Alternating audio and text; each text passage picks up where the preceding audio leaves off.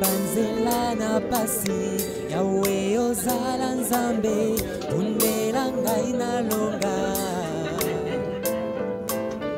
yawe na belelio kotali kambo na ngai undela ngai na longa atabutu eindi sukatongo etana yawe yolongisanga Pesi motema na ngai na oyo azali na bomoi nakangama na yawe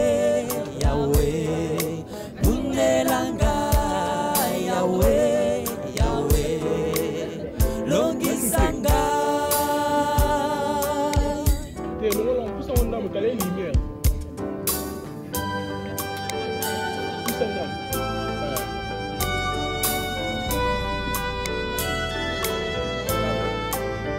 Yawe kiti sangolu awato belelio tumona kembo na yo Yawe Yawe loboko na yo ekata minyo lolo yabomoi nanga Yawe Yawe kiti samoto oyo elia belelaki